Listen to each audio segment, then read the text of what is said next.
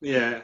You know what is also very interesting to me is I was just speaking to a psychic medium for another podcast, Hmm. and I don't know if you're into any of that, but I'm open to the possibilities. And it was fascinating because I finished that one and I thought, okay, I have to get this Zoom converted before I get on the phone with on Zoom with Tevin, and it worked. It worked beautifully. But Nice. then I noticed that you were on my personal Zoom room, and I Hmm. had you down for a special Zoom room. And I said, this is Okay. really cool. So he obviously, somehow or other, knew that this had to be a more personal conversation than, than the official podcast conversation. So you are magic. What can I say? But you gave a lot of nice instructions also. So I also wanted to make sure that I'm prepared. So I didn't want just to connect with you just 2 or 3 minutes before.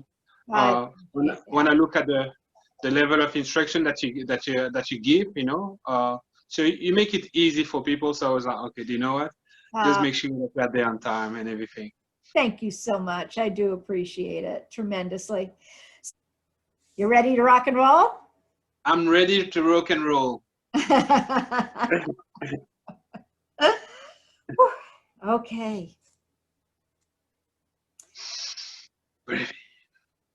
Hey, welcome back to the Awesome Life podcast. I'm Karen Stultz, your host of Awesome Life, and I'm here today with an amazing young man, Tevin Gongo. Tevin is a marketing and sales consultant for wellness professionals. He helps the wellness professionals succeed in leveraging uh, LinkedIn for sure, but mostly LinkedIn marketing and sales strategies is where he focuses his benefit for the wellness professional. So they can be found, be paid, and have impact. Tevin operates from his home in London and in Brussels. So he is a remarkable man who is so beneficial in so many ways. I've had so much fun. As you know, I always talk to my guests beforehand. So I am so honored to have you here, Tevin. Thank you. Thank you for having me, Karen. I'm really pleased to be here with you. This is great. So, how did you get into working with wellness professionals in sales and marketing? That's actually an interesting story because I would say that how would I be able to present myself? Um, my real nature is really about wellness, well-being, personal development. That's something I've been interested in for years and years, investing a lot of my time, energy, and resources to really improve as an individual. And I would say, my public life, and my public life is really about marketing and sales. But so for a long time, I had that kind of a division between the person that I am. I'm quite reserved, and for me, that would be spending time whenever I can. For example, in the south of France, there's like a Buddhist village there, and I will go there once or twice a year. And the rest of the time, I will spend time with things like meditation. I do intermittent fasting for 3 years. Once a month, I will do a 3 4 day of fasting. So wellness is really something that is really present in my personal life. But because I'm really reserved, that's something I've always kept for myself. Mm. And then I had official like Tevin, and this is where I would work with companies and marketing. Now you kind COVID, of yeah. transitioned into this, right? I'm sorry. No, go on. Sorry. You kind of transitioned into this area too, didn't you? You worked in corporate before, didn't you? Exactly. Exactly. Exactly. I worked in corporate, actually in an American company in the wellness industry. That's quite funny because Okay. everything happens for a reason. And Yes. like Steve Jobs said, you can only connect the dots looking backwards. So I was in corporation, but the corporation was actually already in the wellness industry. Okay. And then after that, what I decided to do is to actually start Arena Magna, a marketing and sales agency. And obviously, coming from a corporate world, I was focusing on what was easy for me, try to get a corporate client. And that's why I was able to enter Samsara or a NetSuite. And then March 2020, everyone know what happened. And at that moment, I think that the world for me was like, okay, what's happening? And it was really where I decided to ask myself the question, okay, how long are you going to have this kind of a division between who you are as a person and who you are as a professional? And I really had to answer to that question, because with the COVID, I think it was really time for thinking about having an impact. And so it was, okay, or you use your skills for company that got a massive marketing budget and that can afford your fees, or you actually focus on having an impact. And I was thinking, okay, what does the world need now? And I was thinking the world needs actually help. People need help with how to manage the emotions, how to deal with uncertainty, how to still have hope. And this is what wellness professionals do. So I decided, you know what? In order to have an impact in this world and to contribute to the solution this world needs, what you should do, Tevin, is to really help wellness professionals to be successful with their business. And you got great skills that you can use to help them to do that. Oh, that's wonderful, because you're so right. The wellness professionals um, often don't know how to market themselves and how to leverage their abilities. And LinkedIn is an amazing spot. But what strikes me so much, that what stands out for me with Tevin, is that he is so from the heart, so spiritual from the heart, and yet very pragmatic and following what needs to happen so that the wellness professionals can really make a mark on LinkedIn Exactly. and their business.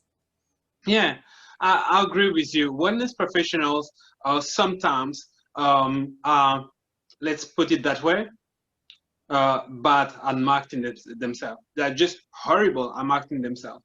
Yeah. Now, that's a reality, and the reason they're horrible at marketing themselves is because the main focus is not really to build the business, is to really help people.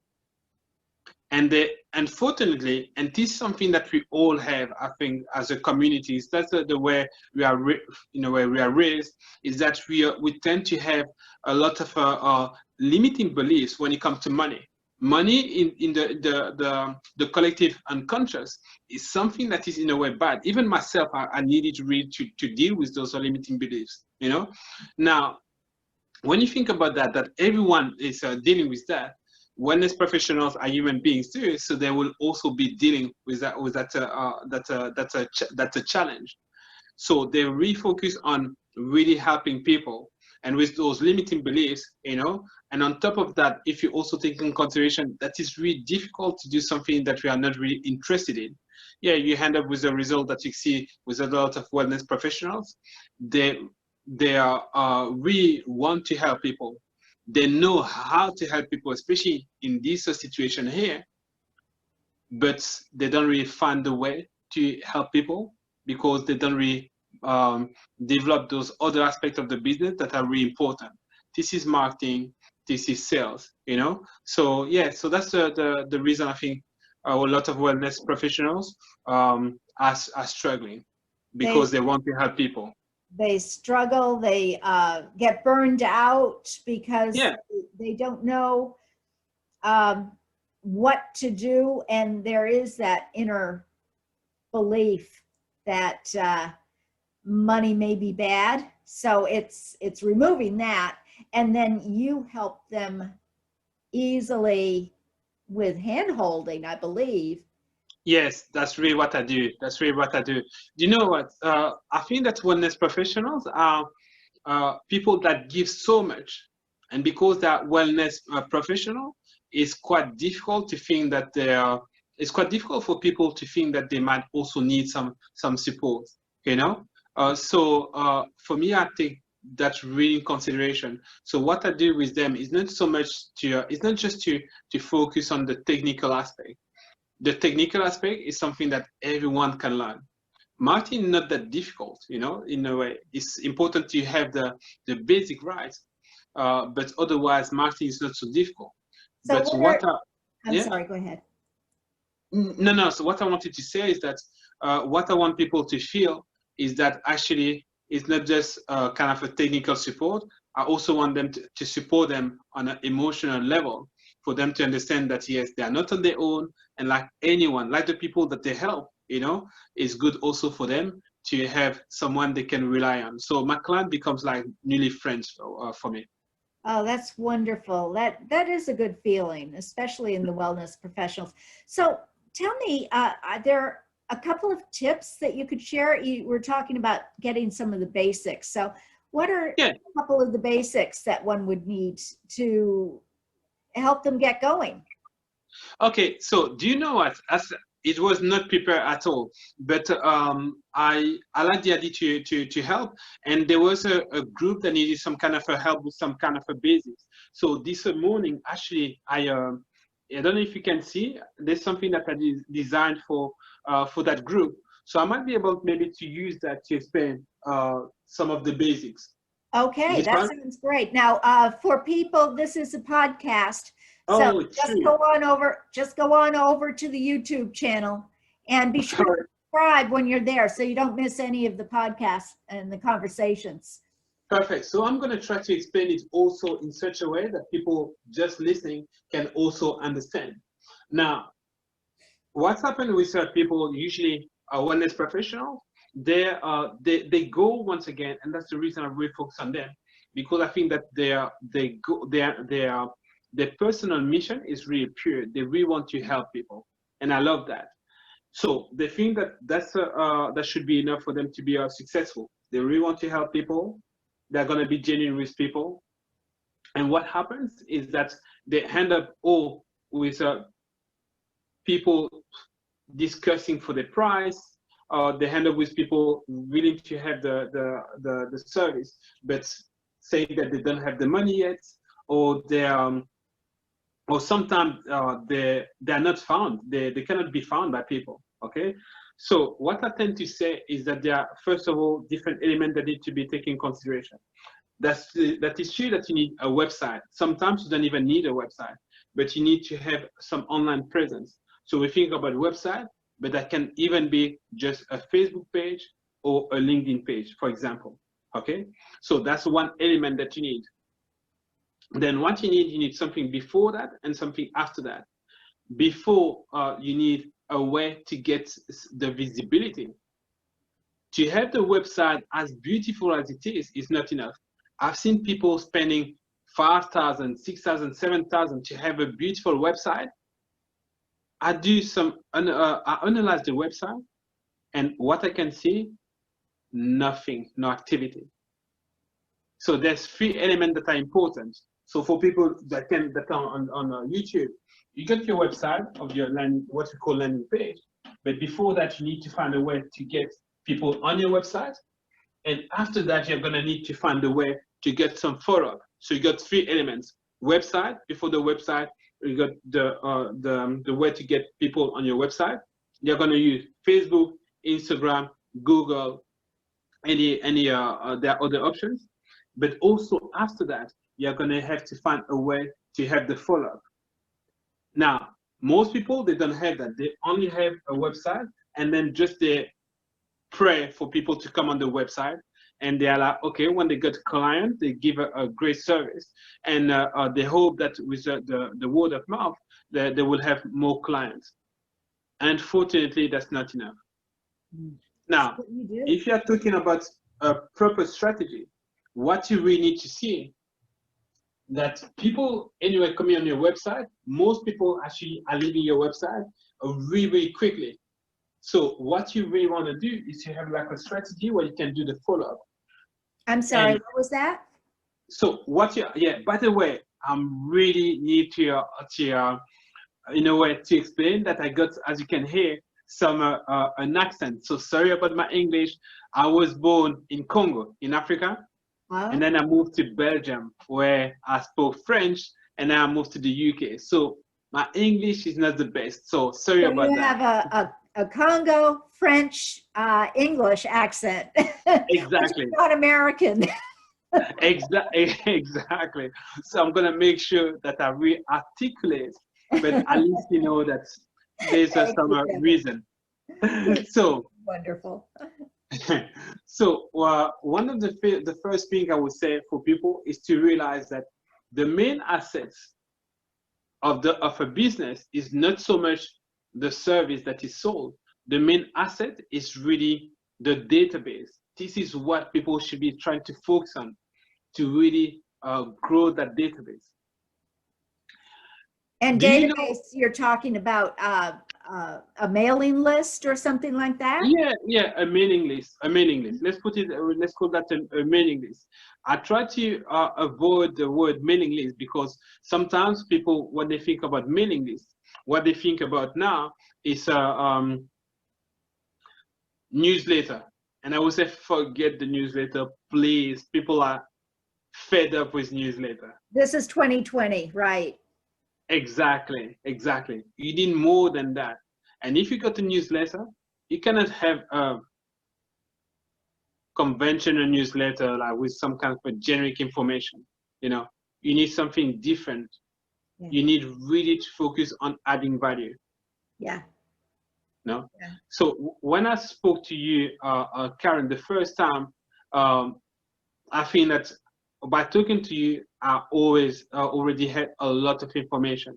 Okay, a lot of tips that I get from that conversation, and I would say that anytime people have a conversation, that's what they need to focus on. What can they do so the person leaving the conversation can feel like, wow, that was such a great conversation, you know, and leaving the conversation with you, that really feeling that I had, I was like, wow, that was a great conversation.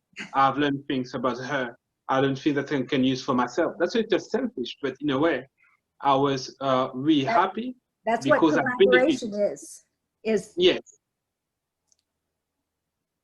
So the idea now is to try to have the same mentality when people are online. When we are face to face, that's sometimes, especially with people in the wellness industry, they do that. They will give a lot of value. They talk, they speak from their heart, you know, and people are like, wow, that was such a great conversation. For whatever reason, online it's like a boring email. That's a message about what they do, and you lost, people lose that element of adding value, talking to someone as a person, you know. Yeah, So it's a real talent to be able to write copy that is makes you feel like you know them, you know, makes yeah, you feel for like sure. your heart is there. I get what you're saying and you get me. That's Yes, talent. true, definitely. There's a in my background, I would say what's helped me, I would say to stand out is because all my marketing and sales is really based on communication principle. So that's why I'm always and psychology, you know. You need to also understand that, and we know that communication is an art, but communication is not so much to focus on what we say, but to focus on what the other person is gonna hear. That And makes that's sense. so important to think about that. So What I say is not all the time what the other person hear. it's exactly, and we all hear a little differently. based on where we are at the moment in time. Yes, And exactly. so is there a way that you like to communicate? You had mentioned that you are actually a LinkedIn marketing and sales strategy. Yes, That is your strength? correct, correct. So the way I communicate is by really understanding my audience. So the first thing anyone should do is really to drill down on the audience. You know, sometimes we tend to speak to everyone and we are like, okay, we don't want to miss, to miss any opportunity to serve someone. I would say, no, let's try to be really focused on um, the audience, and that would be asking questions like, okay, who's my audience? But it's not just okay, it's a male or female or what, how old are they? It's really about to be okay. Uh, It's not creating an avatar, it's looking at your audience in general. it's actually I would say it's really about actually looking in general, but actually I like the idea of the persona, the avatar. But what I see some people doing is just to have, okay, my client, my dear client is a woman over 40. She lives in the US. She earned 40K to 40 to 70K. She has a children, or she's a single, and that's it. What I would say is and that's definitely the most challenging thing to do. And a lot of my clients want to kill me when I insist for them to do that. It's really about to get to know what are their ambitions. Okay, where do they spend time online? Do they spend time on Facebook, on LinkedIn, on Instagram? When they are online, what do they what kind of forum they attend? Are they looking at specific magazines? What kind of movies they will be looking at? When they are online, are they online for fun sometimes, or just a professional? What do they do when they are offline? So you really need to really ask yourself questions, and sometimes that's really annoying, to ask that. But you got so much place where you can find that information yourself. So for me, I like wellness professionals, so I will try to find forums with wellness professionals, and by attending those forums, I can see what they struggle with. I can see the kind of question that they ask, so it's really about finding as much information as we can about those people that we want to serve. Okay, so is that the best way to find out the answers to those questions of what are the questions that people have? To go to forums, to sign up for forums in Facebook and LinkedIn? Is that the best way, or is there another way?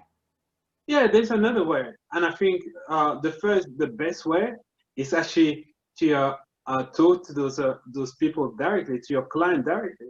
That's something that sometimes we dismiss. We can actually, most wellness professionals have clients and have kind of a nice relationship with their client, and they don't really think about asking them those questions. Yeah. What do you do online? Where do you spend your time online? What kind of a website do you visit? Are you married? Are you single? How's happening? How's life happening for you? So it's really about getting to know that person. And then how do you so you know the person a little bit more, and you've created your avatar, so to speak, and yeah. Then how do you get that visibility, and how do you communicate to them what you do? Okay, so once you have known you really know your audience, and that's really something that people need to take time to do. When you know your audience, you're going to see most of the time let's say that you manage to ask 50 people, okay, a few questions. What you're going to see is that some of the answers are going to come back to most of your clients, and that's going to really help you to know what they're struggling with or what they're looking for. And now you're going to be able to craft your message. When you craft your message, we all know that when it comes to motivation, it's always all people are looking to achieve something or to get away from a pain. It might be that your audience, they are really focused on trying to achieve something. So now you know that in a way, for you to really communicate with your audience, for them to resonate with you, you're not going to use any kind of a verbiage that is about a pain, because they will not react to that. You're going to use verbiage that is about achieving some result that you know they are looking for. Now, that would be something that I will take consideration. Are they going motivated towards something or away, and getting away from something? Now, the second thing that I will take in consideration is also trying to take in consideration that people can be quite visual, or they can be kinesthetic or auditory. I think visual and kinesthetic are 80% of the population. So I would try to use words, that resonate with visual and with the kinesthetic. So let's imagine, for example, that someone is, imagine a wellness professional dealing with people grieving, and for that, and that they are looking at and the audience are really into, okay, getting that kind of a joy for life, So I would say I'm helping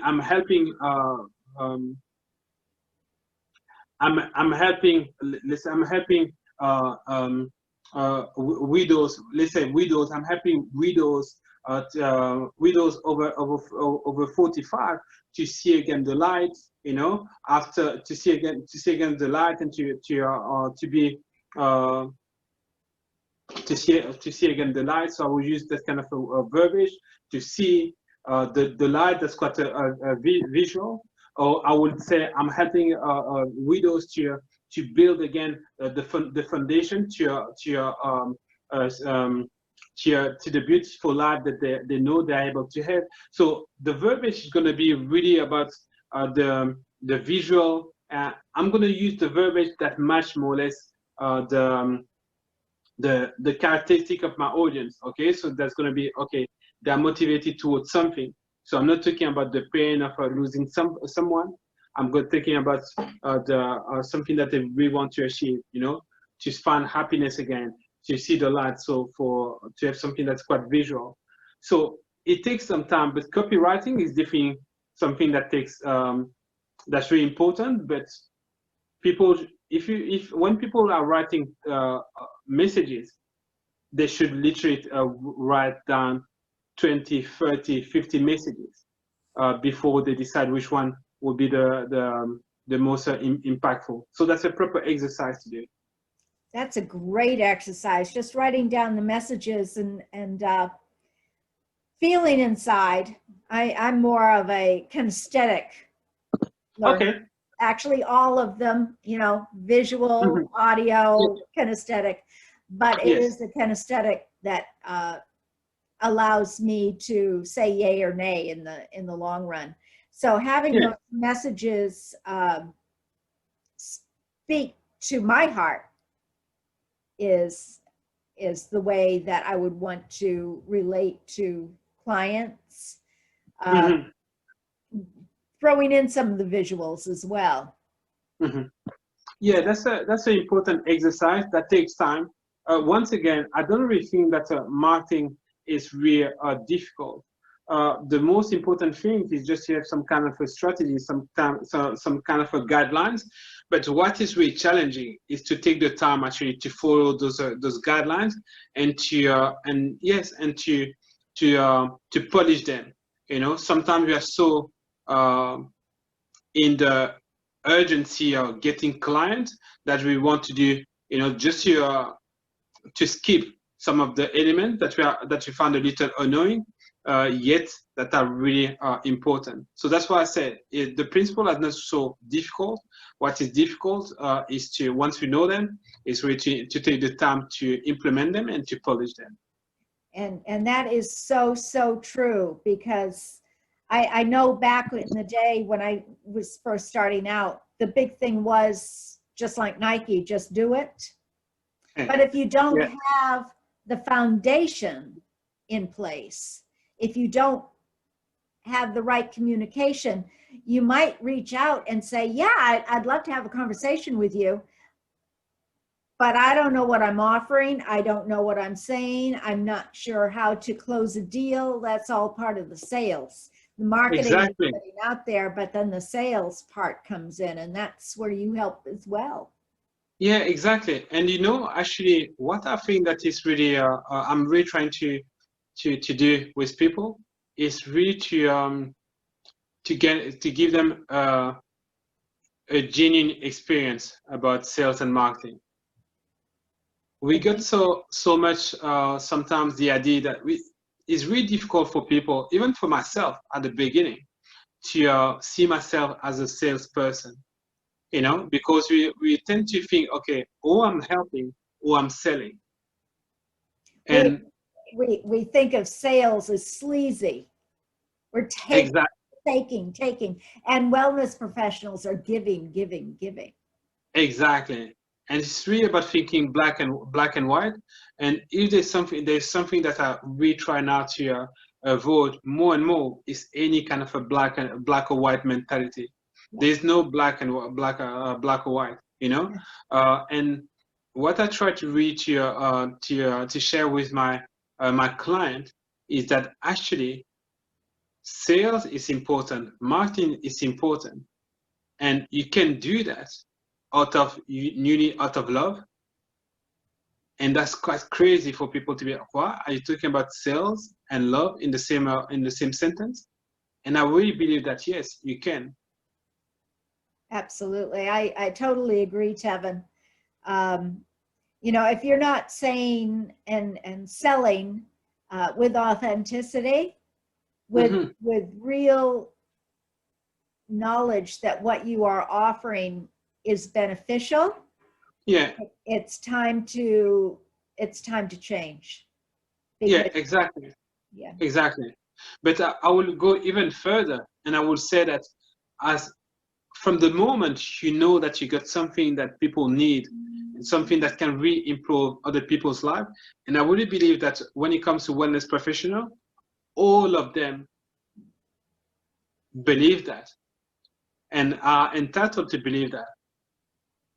I think that once this is your situation, that you know that you got something that can really help other people, you have the responsibility to sell it to those people. You have the responsibility to make sure that those people actually are going to use your services.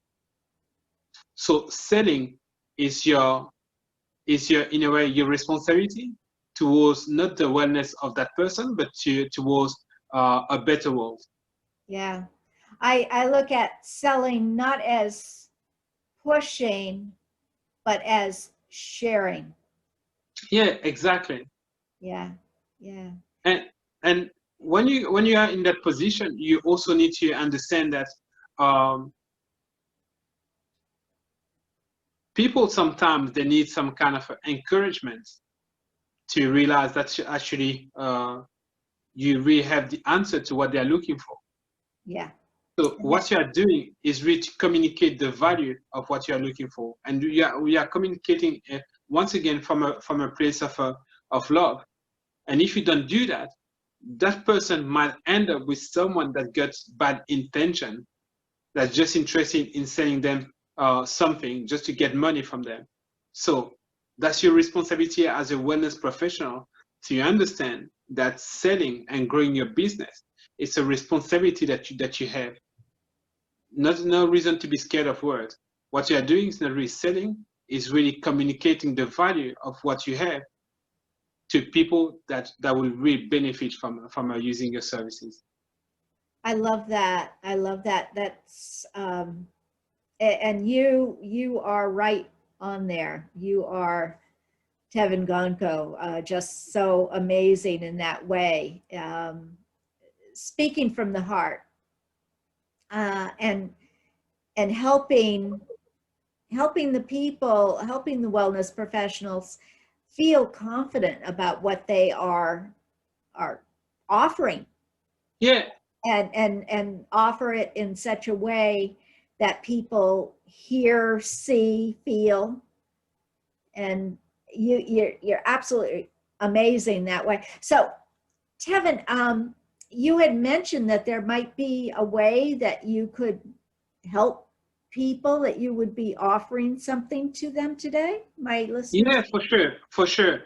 What I would definitely offer to anyone here that gets in touch with me straight away via LinkedIn, mentioning actually your name, Karen, what I will offer them is a consultation. So it means but that would not be the kind of a consultation that you have. No, that would be a proper consultation. So that means that they can come with like a website or the question about the strategy, and I will do a proper consultation and tell them what I noticed on the website, what can be improved. If they tell me about the strategy that they got questions, once again, I will give a consultation. The way I believe is that I like the idea to pay it forward. So not only that would be a nice way for me to thank you for inviting me. So to actually, I know that you don't do things for yourself. I know that you're a really generous person, and you also believe in pay it forward. So in a way, you invited me. I had a great conversation, and my word that would not be to do anything to you, but that would be to offer something to someone else. And I'm pretty sure that someone, if she gets value from my services, she would talk about me to someone else, or maybe she will decide to use my services. So I would do that. The other thing that I'm happy to do, this might take a little time, like a few weeks, is that I organize some LinkedIn training. There's going to be, LinkedIn. So there would be another group starting in 3 weeks time. So if there's anyone coming from you mentioning Karen, obviously that would be limited. They can contact me, and I will invite them in that beta group. So what I will do for one person, I will give one of their different formula, but I will offer one of the formula to them. Or anyway, I will find a way to make sure that they get a lot of value from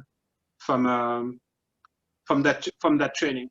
Fantastic. So anybody who wants to get in contact with Tevin, he is amazing. He does speak from the heart. He is just right up a wellness professional's alley. There's no question about it. And so just contact him on LinkedIn and make him a connection. Message him Awesome Life Podcast or Karen Stultz, but Awesome Life Podcast is easier to remember. And he will share a true consultation, and not a sales of, oh yeah, I see what can be done and you have to pay me first. No, he will be full on with his heart to share that as a pay it forward option. And also he is offering amazing training. And if you mention Awesome Life Podcast when you contact him, I think he will give you an awesome deal in being part of that training. So for sure. Thank you. So in LinkedIn, that is the best way to reach you. Is that correct? Yeah, that's the easiest way to reach me, and also that's give you the opportunity to see what I'm about. I'm quite active on LinkedIn. Awesome. That is great. So are there any last words before we close up today? The last word that I will have is really to, I really think that it's a crazy time we're going through at this stage. And I think it's really important to, yeah, to promote more the paid forward mentality. And I really believe that a wellness professional really need to consider that growing the business is it's a responsibility to contribute to a better world, you know. So Yeah. those would be what I would suggest people to do, to really think about paying it forward. The world needs that, and for wellness professional in particular, is really to do everything that they can to have a successful business, because the world cannot afford wellness professional to go bankrupt. Well, unless you are taking care of yourself and have your security and your abilities to live taken care of, Yeah, you really can't do more in the world. You can't give more of yourself if you are yeah, not being, if your securities are not cared for. So having that ability to communicate, to market, to sell, or like I say, I like sharing I know that. for money. You can do so much more in the world. And Tevin is a master at showing us how to do that. So thank you so much, Tevin, for your time and Thank you, your Karen. wealth of information. And I really look forward to the next time. I felt honored to meet you, and I still do feel honored to meet you. So thank you so much for being part of the Awesome Life podcast and our conversations on YouTube. Go on in and be sure to subscribe to my YouTube channel. Yes, And everyone should subscribe to your YouTube channel. yeah, A lot of value there. yeah, lots of wonderful things. And as we progress, and hopefully I have Tevin back again. I Of hope course. you consider coming back again. For sure, for sure. Thank you. You have a great day, and enjoy the day. It's all in the moment, isn't it? Exactly. Thank you, Karen. All the best to you too. Thank you. Bye-bye. Bye-bye. Tevin, that was wonderful. Thank you so much. I really Thank you to you, Karen. You know, thank you to you. It's I'm trying to be real, to look at every experience, and to see what I can learn from it. I know that sometimes I get so carried away that actually I'm like, oh, do you know what? You spoke a lot, Tevin. You know, you didn't sometimes let Karen talking. So I apologize about that, Karen. Oh, no, no apologies whatsoever. I'm sorry if I spoke on top of you. No, not at all, not at all. Keep moving on, and so, and you had mentioned that you learned a lot about me in our first conversation. What did you learn about me? I'm curious. You know what? The thing is that with a wellness professional, what I find really interesting is that those are people that really have their heart on the sleeve, and that's a kind of a feeling that I have with you. So you also mentioned, did you mention that you grew up as a kind of I'll not say awkward type of person, but like quite reserved, feeling quite different? My group quite different. Yeah. So when you grew up, you grew up as a kind of a different. You have a kind of a different. Oh Yeah. As an old soul, very different from Yeah. the rest of the world. Yes. Yeah. And that's something that for me, I resonate a lot with, because for different reasons, that's a kind of a feeling that I had. And I would say that I really love people. I genuinely love people. Um, and so it means that from a young age, I knew that I really wanted to be a good person for others. But I would say that that's a kind of a really mature way to think as a child. Um, so I had that kind of already uh, differentiation between me and children of my age, just because of that way to see the world. And for me, it was really about, okay, how can I be the best person I can be for this world and for other people in this world? And then on top of that, because I grew in condition uh, uh, with illegal parents and difficult financial conditions, so I had that kind of a difference. So that was quite interesting for me to meet someone that felt also in a childhood that she was a little different.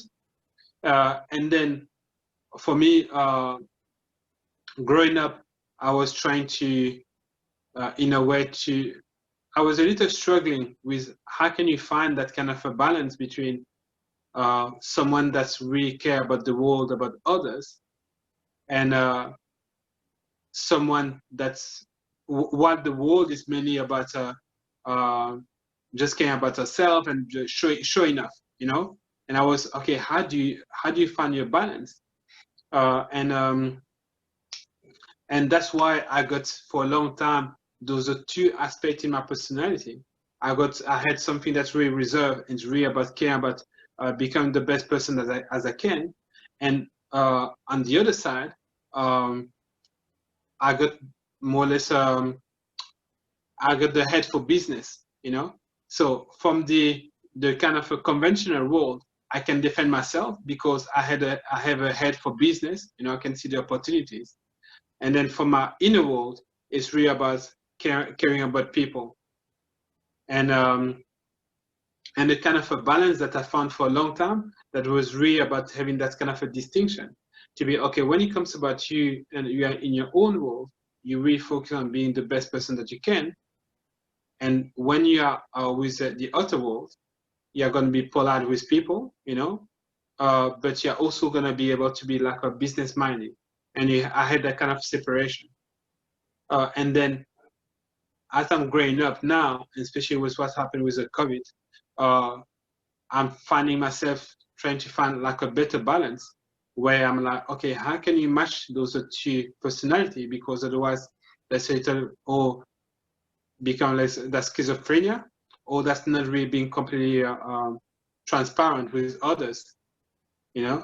So Yeah. that's why for me, that kind of evolution where I'm focusing on well-being professional is a nice progression for me, because I actually can be the same person, you know. So I got the head and I'm going to be business minded and I'm going to help others with their business.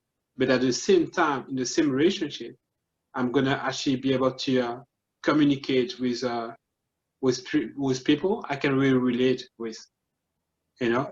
Yeah. And that's the kind of thing that I felt also with you, and more with other wellness professional. But from you, there was also not only the aspect where I can do the business minded, giving you information about the business, but also like someone really passionate about wellness and connecting with you.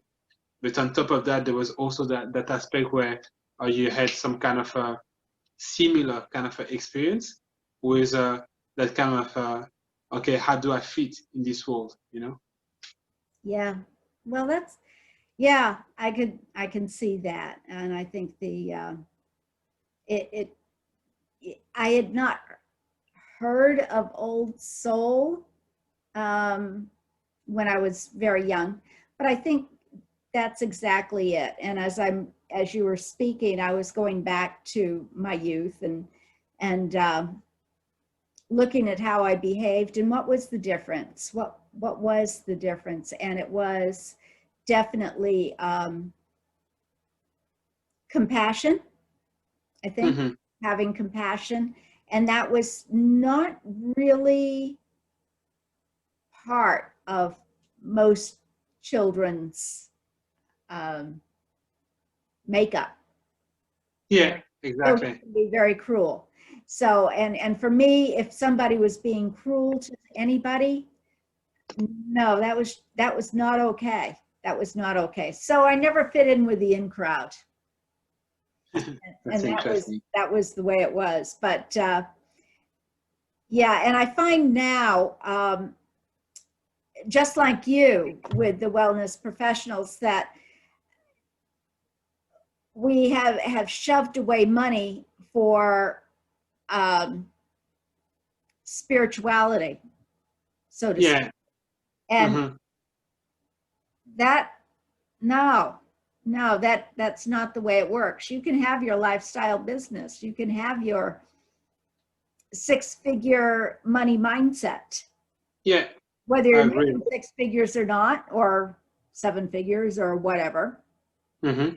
You know, I had one of my people I met on LinkedIn, and he said, well, wouldn't you like to be $1 million coach? And I said, no, no, I don't want to be. I want to be able to enjoy. I want my lifestyle business, and that's what I've got. So Yeah. it's ideal.